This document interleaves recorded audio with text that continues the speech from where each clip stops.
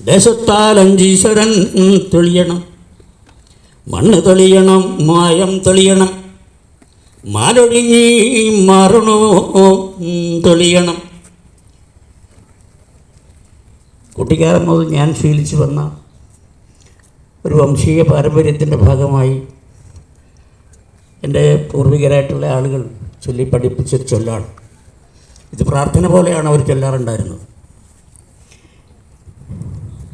ദിക്ക് തെളിയണം, 8 ദിക്കും. ദേശം തെളിയണം. എൻ്റെ വീട് മാത്രമല്ല, അയൽ വീടുകളും മാത്രമല്ല, ദേശം മുഴുവനായും തെളിയണം. ദേശത്താൽ 5 ഈശ്വരൻ തെളിയണം, പഞ്ചഭൂതങ്ങൾ 5 ഈശ്വരൻ. മണ്ണ് തെളിയണം, മായം തെളിയണം, ആകാശം. മാലൊഴിഞ്ഞ് ഈ മാരണം തെളിയണം. ഇതായിരുന്നു അവരെന്നെ പഠിപ്പിച്ച പ്രാർത്ഥനാഗാനം.